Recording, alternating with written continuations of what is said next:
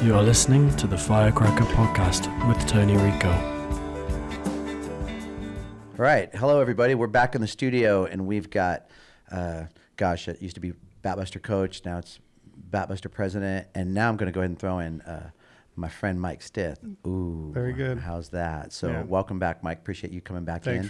Thanks for having me down. And today we want to just really kind of hit on our event. We've got an event, our BBFC SoCal event 2 coming up. It's like Cal Jam 2. Mm-hmm. I'm just full of my ideas and Your things age. like that. Yeah, exactly. But last year we again the kind of the concepts that we come up together and what we wanted to execute last year. And so let's start with that. Like, how did you feel about last year's event? Well, our vision was kind of to bring everybody in and appeal to everybody. We did a huge camp. It was huge. Yeah, I think we pulled through like 300 kids, and that day and that 5. It was busy. Rotate them through. It was busy, and but like anything, everything else we've done, we start it and we nudge it and we start tweaking it as we go. And I think that we have some different ideas for this year. Based off of the feedback, and we can talk to the coaches. Everything we do is based off the feedback we get. Right. We're never going to do anything. Well, this is we're going to do it this way. We've always done it by getting good feedback from the coaches. And that's why we're doing this, so that people can hear the concept behind, the vision and why are we doing this? Sure. Right? Why are we doing this? Because it is about, it's not a perfect science. No. And the only promise we're going to make is that we're going to keep trying. Yeah. Because I'm certainly not afraid to fail, and neither And are speak you. up. We Right. want them to speak Right. up. I mean, grab us. I mean, I remember last year we were emptying trash cans at 6:00 in the evening on Sunday, and we were just Right. walking around. But it is by their contribution of what they're trying to achieve, and fit in the system. But we're going to listen to them, Right. and that's what we're going to do. So. And I think if we can get our parents and coaches to understand, and the example that we try to set is, rather than complain about what's not right, is let's look at the problem and attack the problem, not the people around it, and then let's just make an effort to make it better. So Yep. I think one of the things we wanted to appeal to last year is, I mentioned, it's kind of like we appealed to the masses. So we appealed to a larger group of people, a larger camp, all the uncommitted kids. But something I want people to understand is part of our responsibility is to always work to provide something that people want. Well, we've got some different aspects of that. So there's what players need, there's what coaches need and what coaches want, there's what parents want, there's what college coaches want. So we start with, and this year I think our dialogue started with, let's put ourselves in the college coaches. And whether it's well attended or this, because that's always kind of a pitfall of tournaments, right? So it's a showcase and we're going to get coaches there, and then, they were there, they weren't there. And let's not worry about that. Let's focus on the value of, okay, we're going to have a decent attendance of coaches, but let's put that secondary. Let's focus on value. What does a college coach want to see? What do they not want to see nowadays if you're a college coach? Well, I think that they spend so much time on the road, and now in the fall with their recruiting window so narrow, they're going to have to see as much as their eyes can see in a very short time frame. And I think that it's important for us to stand back and look at is the value, and you and I have discussed the structure of the traditional, 50 kids hitting on one field and 25 pitchers on another field, and then 2 fields of defense. And there's value to all that, and it has been basically the staple model for the last few years. We want to try and change that a little bit, because the main feedback we got from our coaches was they wanted to play 2 days, they wanted to play a couple more games, but they still want the value of the exposure, and so that's how we started this whole conversation about changing a little bit. Well, and I think to maximize the amount of players you could put on a field, because again, time was of the essence. But we had a few years of that, and so now it's time. So now imagine watching, a lot of, you're looking at 50 puppies to pick out 2, Yeah. So it's a lot of 50 Picking to out a 2, right? Christmas tree. Yeah, Mm-hmm. and it's so it kind of it plays out after a while. So this year we're thinking, okay, and so this is for our coaches grasp this concept. presentation is key. Think about it. I use a lot of analogies. So these college coaches are like record producers. They're like, NFL scouts. They're buyers, right? So when you're going to buy something, when you're going to look at something, you're going to, okay, this is a show. This is entertainment as well. So what is it that's going to draw you into people? And I think that's important to, everyone talks about the recruiting and where we're going to be, but how good is our product? I mean, I hit it hard with our team, and I really try to send that message to our coaches that you have to understand, would you buy that player? Would you invest the money in that product? Like, think about, I know our responsibility, and we're serving our families, and that's number one, but we also have our credibility. So if we feel great about the value we've created in our players, then we can feel good about, even if there's no buyers there, you got a heck of a show, because when you got a heck of a show, or you got someone that can play, someone's going to find you, right? Yeah. So I think that's important. So this year, I want to change the concept a little bit. We're going to give our coaches an opportunity to deliver. Yeah. Right? So pregame. Yes. 15 minutes. What are we thinking? Yeah, we want to. A traditional baseball does this all the time. When I was with the Pride, we did this every game. We're going to do a showcase infield workout. My vision of this is we have 15 minutes, and we can easily go through an infield and outfield workout in 15 minutes to show the pace of things, to show what you're trying to do with the infield and outfield. And in 15 minutes, you can probably highlight the good side of players, the challenging side of players, and present to the coaches, this is what these kids are capable of doing. Right. But we also, it's kind of a stretch to put it on the coaches as well. Everybody wants to be involved. It's a new responsibility. Yeah, everybody Sure. wants that opportunity to be seen. I mean, they want to hold the bat out there when people are watching their kids and deliver for their kids. So I think it puts a little bit more on them. And like we have discussed, I'm not going to leave them out there. I'm going to be as many teamed as I can to help do infield, or to help advise the outfield, or talk to the kids while they're going through it, to pick the pace up of different things. But we want to put some of the structure on the coaches to own their teams, to have a little more responsibility, and the pleasure of highlighting their kids, what they do well in front of college coaches. And you and I want to be there to help them. So look at it. Let's say, let's guesstimate approximately 2-hour game slots. And so that should leave us about a half hour per slot to do 15. So Travis is going to work this out, but let's say 12 minutes to 15 minutes, even if it's 11 to 14, something. Yeah. You can really tweak drills by 30 seconds a minute. That's a piece of cake. So you'll have, let's say, 12 to 15 minutes to present your teams.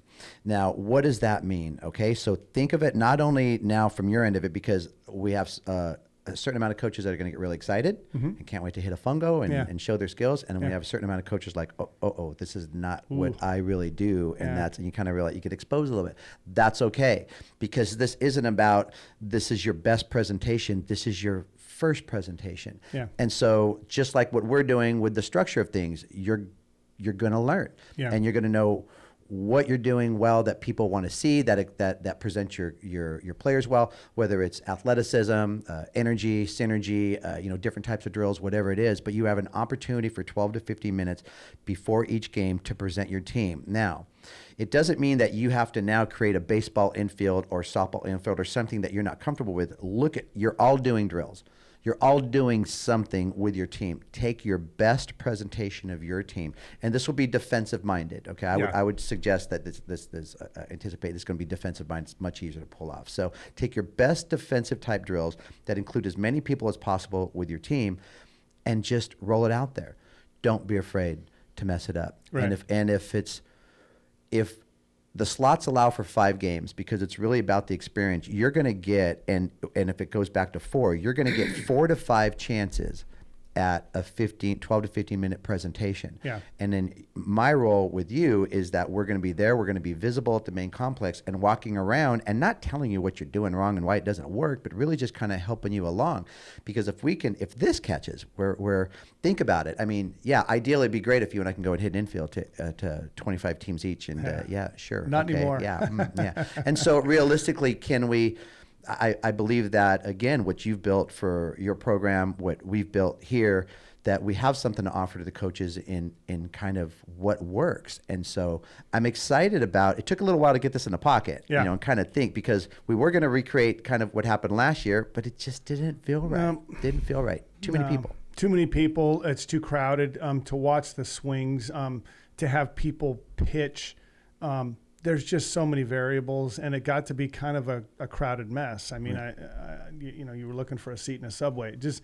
I don't know. I just think this is going to highlight more of the teams themselves. Yeah. So if a coach from a particular school comes out and they want to watch Team A because they have 3 players that are 2021s that they've had interest in or they've communicated with, we'll show them. And when you have, let's say you have, 13 kids out there on defense, in 10, 15 minutes, sure.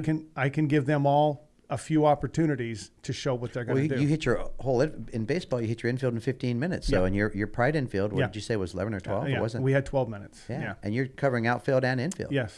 And like I said, if that's what you can do as a coach, there's a great opportunity. We have some coaches that can handle the bat a little bit. That's a great opportunity. If that's not, don't worry about it. There's lots of things you can do. If you have, have a lot of speed kids on your team, and if you watch this podcast, you have some time between now and a couple of days from now, next week, to reach out to us. Hey, this is a majority of what my kids are doing. So you don't want to present them in a fashion that's not, you don't have a super athletic team. Okay, what do I do? How do I present this team? What's the best thing for me to do?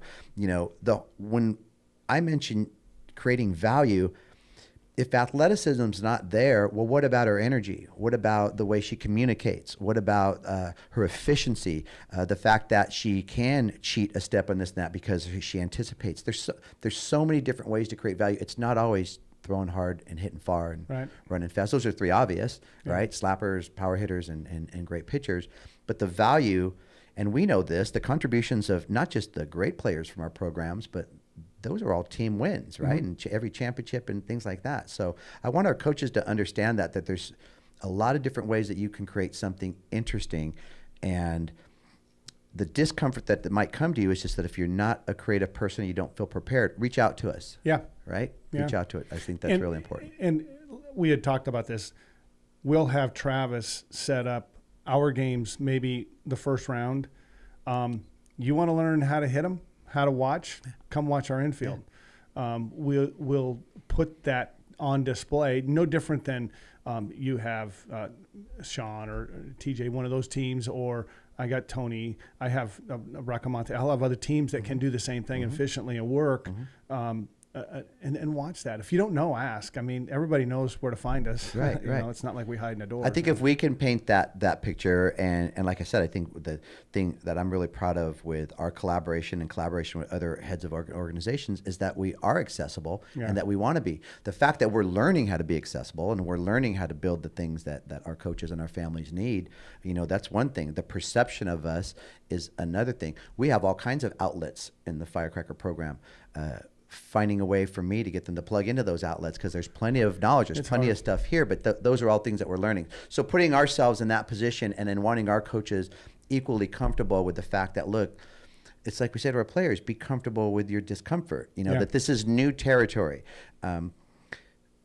Be prepared for this, because that's what the Batbusters and Firecracker collaboration is really about, is what does our industry need? That is the crying thing. And you and I are we're ready to answer the call, and not knowing what's going to happen, but we're at least going to put the effort out there. There's similarities. I don't know what people want to know all the time. I wait to get questions. People send me questions all the time, and I respond. And I don't know exactly the best methods to approach things. You got a good jump on me with some of the things you guys do with communicating with the coaches. I know you're working on some different aspects with your forum and stuff like that. Those are all things that I think people just merely want a piece of our mind or a piece of our time and response to some of this stuff. And so here again at this event, and I have, just like you guys, I have my NorCal teams come down a lot. They're going to be here. I'm going to show them I want to talk to them about how to lay this out and how to best apply this. So Right. That's the idea. I think that's part of what works in our relationship as well too, because some of the structure and some things that we're doing off the field, that we can lend that to you, but really we look at how the inside of how you train your players and how they are physically ready, how they're mentally ready across the board. So it kind of works both ways. So it would be great if we could. I don't want to put too much pressure on Travis, but that'd be great. You and I can run our pregame earlier in the day. And so coaches, plan on that, go and see 11, 12 or 12 to 15 of what Mike would do with his team, and then 12 to 15 what I do with mine. And I tell you what, I'd like to, I want to watch some part of it, but that's kind of a cool thing to be part of. Because I'm a creature of watching. I will watch what people do and things that I see that that's interesting, and I'll implement that maybe in my own style, but I'll implement some of that stuff. That's how this has all come about, just by merely observing what people do that work. That's what we all are. We're a collection of every coach that not only that has coached us, coached against us, who's beat us, who's as players, as coaches, or that's always so when we talk about what we don't know, being transparent about that, but what they do have from you is a level of experience. So I would say this to your coaches, because being questioned is just part of this. Having confidence that you can do this is part of this, and we want our coaches to be confident. I would say this to all Batbuster coaches is, you have to understand, if you do what Mike does at his level or higher, then your opinion, or don't be so quick to dismiss things when there's something up there, and let's just say what's happening on the field, right? Because everyone's got an opinion. There's a million experts in softball, okay? Now, if that holds true, then there's something to gain from just your experience, just your opinion based on your experience, the amount of innings at this level. And that's what I would suggest coaches to get inside. It's like when I have a student or a player and they're taking lessons with a former Olympian or someone, and the lesson itself can fall into like a typical lesson kind of format. And in the end, I look at the kid and I go, wow, you just worked with Babe Ruth and you didn't ask him what it was like to hit with like Lou Gehrig. And I'll just tell a kid, you've got to ask her, who's the toughest hitter you ever faced, or who's the toughest pitcher you ever hit against, or who got in your head, because those are stories and anecdotes that you're not going to forget that stuff. And later on when you're done playing the game, I think that's part of it. So I think that's a valuable part of that insight, because that's what I have as an opinion and experience. We're not writing any books. And we're fortunate enough to have done things at a level that a lot of coaches are aspiring to be. So that's why I think that we really try to honor the responsibility of the position we're in to be able to help others. So, Tony, I think we should go through what exactly the structure is going to be. Let's explain to them, that you had talked about the 2-hour window. Each team is going to have anywhere from 12 to 15 minutes. We don't know exactly. We will in the next. Just got field prep time that we've got to make sure we got to make sure, because we're going to make sure the fields are done. A pet peeve of ours. Maybe somebody will fill in the hole at the pitching mound a little bit, but each team will have 12 to 15 minutes to go out there and hit a fungo, hit infield and outfield to their defense. Learn how to put more than one ball in play at a time. Learn how to rotate the balls through so nobody's going to get hurt, especially the coaches getting hit. But watch the flow of a really well-run infield, and you'd be surprised how many reps each one of your players can get if it's done efficiently. And that's what the colleges want to see. You're familiar with your players. Okay, my second baseman really goes to her left well, so I'm gonna have her cheat, and I'll nudge her. I'll stare at her and go like that, and I'll hit a ball to her left. And those are things that you can highlight that make them look good. And then all colleges want to see them challenged a little bit. Make sure you hit them a ball that's not as easy for them, and see how they respond. So I think those are good points, little insights into the infield. And again, that's a great thing about an infield. So even when you're on the baseball side of things, you can watch 20 teams hit an infield, and they all got their own little flavor. They all got each guy handles the bat a little bit. So throwing out insight is, I tend to not on a double play ball, I tend not to hit too many balls to a shortstop's left where she's just going to flip the ball up to the second baseman. Too easy. That's a, you're highlighting the second baseman's hand, Yeah. but now a shot to her right where she's Yeah. got to do 2 steps to her right and then that little quick little throw Yeah. to second, the Yep. little things like that. I'll have our second baseman cheat more towards the bag when we're turning our double plays because the rhythm of the routine, it just stays in time when we're just a little closer. I know the kid can get there from her position, but I don't need each second baseman sprinting, 6 and 7 steps when we're turning double plays in the infield. So you're a little closer, you get your foot on the bag, your pop, and everything just kind of has a flow to it. You think about it, I want to see a first baseman's arm strength. But I'm not only going to just have her throw to third because I know they will throw to third, but how many times in a year? And they're going to turn a couple double plays. I'll drop that bunt on our first baseman. Yeah. I want to see her come up because think about how many times the right side of the field gets exposed because as coaches, you don't move that first baseman. She's, she might be there because she's a great hitter, and all of a sudden, you get exposed with some bunts on the right side. So, little things, just think of functionality. Gosh, just thinking off the top of my head, you could have your infield out there or a pitcher and have her throw a couple pitches. You can have your catchers not only throw to second, but you could have your catchers throw to third like a fake bunt steal. So, a couple, so they're not just throwing to second. So many different ways. What I'd love to see this is enough interaction so that in my mind, what I'm seeing is, you go to one field, you see someone running an infield.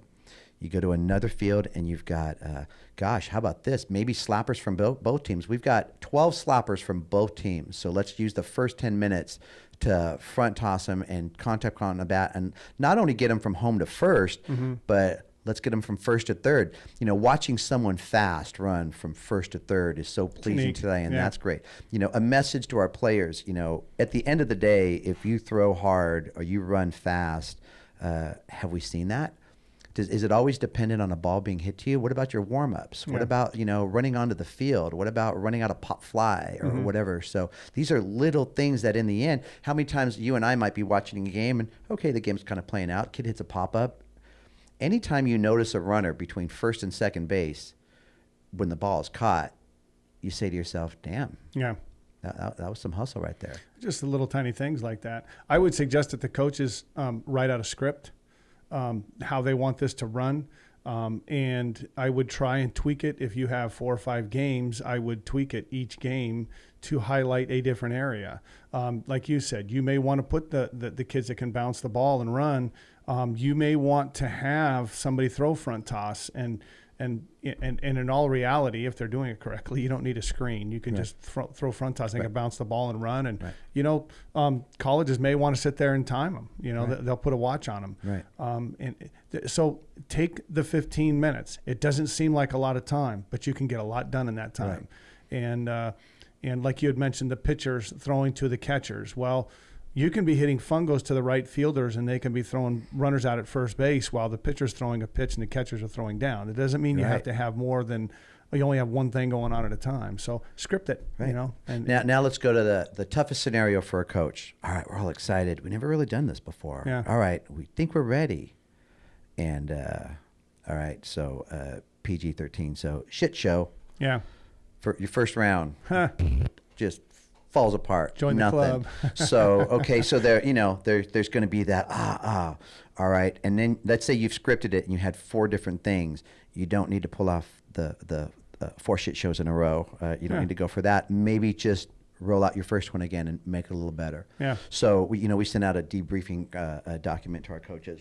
What took place? What did we do? What can we do differently? Yeah. Kind of how did we go about it? And so look at it. It would be better to perfect 1 over 4 than spread 4 kind of. Now, so because I want to cover the range of our coaches, right? We have some that can easily deliver 4, and we have some that are going to just try to nail 1 4 times. But the big thing, I guess, that the point being is, we're doing something different, and don't take the obvious road of who's there watching, because I promise you that even if nobody's watching, if you can create something and where Mike and I will come in and go, that was good, think about that. If the feedback is right and we can get this in the pocket, this is something that we can recreate. And now you're a college coach. And so what would you want to see? What have you already seen so much of that you're really not inspired to see for the 1,000th time now? And what would you be inspired to see as a college coach? And we don't expect college coaches to be inspired by seeing something different, because we've already ran into that space a little bit, that it's different. We're excited about a concept, but we're going to work hard to deliver that concept. And I don't know how long that's going to take us before we get it. But in the end, whatever timeline that is, I see us having multiple concepts of events, everything from coaches clinics to recruiting events to combines to multi-organizational type things. Like I want people to know that, the good news is there's a lot of places to take this, so I'm excited about it. It's always a little good scary. It'll work out fine. I like that. It's softball. Yeah. But and people need to understand, last year you and I were sitting there at a table talking about the amount of money that we saved these teams from and the parents from paying to go to a quote unquote camp. Right. And this year, basically the kids that are untested from on deck will have the opportunity to go out and be tested again. That's the separate fee. That's a $20 fee that they'll pay, and that was not a problem last year, which the teams have to pay. The players need to pay the coaches, and the coaches will write a check on deck measurements. But the whole structure of the thing is something that's going to be unique, but yet we took out 4 hours on Saturday and 4 hours on Sunday, and what we did is we put in games, and that's what the coaches longer time wanted. Slots. The coaches wanted games. They wanted more games, but yet they still wanted that ability to be seen a little bit more. So this is what we came up with. We're gonna break the thing down a little bit more, so you have more time to highlight your kids, and then they'll play a game. Because sometimes your left fielder may not get a ball in a couple games. So we're going to try and highlight that, and we're trying to touch all bases. I think that's a great point. So let's say they you hit a few balls to your outfielders in infield, or they've seen your shortstop and your middles just run through the routines. Now the fly ball or one play in a game seals the deal instead of creates the interest. Can I see a profile for that player? Yeah. Now the one game play, the one ground ball or three or wherever it might, you never know in a game time. But now, it's like it's like hitting when the home run generates the interest. Well, okay, good. Now you have to hit another home run to seal the deal. Yeah. But if you've done enough things and as far as understanding how to appeal to people, your double off the fence is what seals the deal, because you've already inspired someone by the way that you're playing, the way that you're carrying yourself. And that coach, I love when a coach comes up and says, I don't know what it is about that kid. Yeah. But tell me about it. That happens a lot. And those are that, you and I were talking before we started about the little things that goes into our coaching that people don't think about, that it's creating that response from someone because they don't realize that that's built in, the way they're walking on the field, the way they're talking, or whatever they're doing like that. Yep. So I'm excited. So the value, and I know we've talked about the Alistairs, Derek and Joanne many times, but if you haven't heard this, their credibility with coaches, the relationships they have with college coaches, and I'll tell you, this is something I saw with them last weekend. For as hard as they work, they still sit there, Mike, and watch. Yeah. They watch players. And at the end of the day, they will go through players, and it is, I would tell you what, that's amazing to me, because they have a lot on their plate. They're doing a lot. They go from town to town. This is a busy time of their season, but they're still doing what got them here. Yeah. With that level of credibility, they watch players and they know who these players are. So whether a coach is at your field or not, or 1 or 3 or 5 or 20 or 0, getting in the Alistairs' hands and letting them evaluate you is still one of your best bets in recruiting. I think that's important. And it will always be. Getting in their network, getting just to know them, and attending their events, wherever it may be, and going through the combine situation and getting in their program and having them have the ability to know you. You'd be surprised how many people they communicate with on a regular basis about things that just come up. This kid left. I need somebody dropped out. I need this.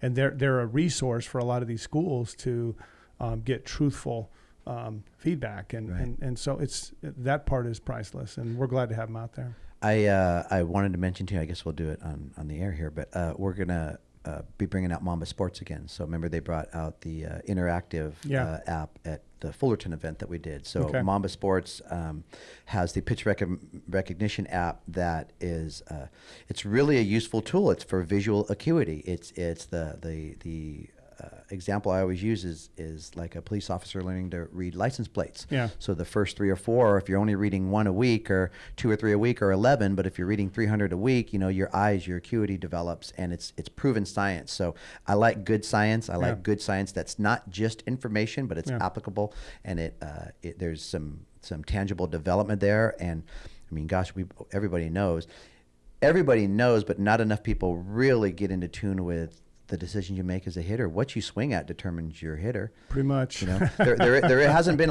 a great launch angle recorded with a ground ball to third or a pop up to first. It's always about squaring up on the ball, And so they're going to be out. They're going to come out as well too. They're going to set up a tent, and so we run your players by that tent because it's a really short process. But what it does is, what I like about the app nowadays is that with Kobe Bryant coming in with his mentality, the Mamba mentality is he's extremely competitive, he's effort oriented. So they built something into the app where you're not just watching the pitch recognition app is you're watching a pitcher pitch, and then you're going to watch the distance of the ball, and you're going to guess the pitch. So when you first start the app, you're watching the ball. I could be wrong, but it might be 30 feet. And so you're tracking the pitch, and then you decide you have so much time to decide what pitch it is. As you develop your ability, the distance gets shorter to the point where ideally you're recognizing the pitch out of the hand. What Kobe implemented is that now when you guess, you're guessing against a computer-generated opponent. So not only are you trying to guess it right, you're trying to beat someone. Yeah. And they have just found that competitive drive, trying to beat someone as opposed to not trying to screw up or not getting enough to not move to the next, So I'm excited. So, there are a couple of things out there, and like I said, let us know what you're thinking. We appreciate when you like what's going on. That's always nice. We're approachable for a compliment. If you like this or that, or if the signage for the snack bar or something, it's all these little things go into event because the experience from not only the players and the coaches, but I think little brothers, when you want to get something to eat, every little thing goes into an event. So we're going to appreciate everybody's feedback on this, and we're excited to see what happens. Yeah, and it's like anything. We take feedback. Please speak up when you're there.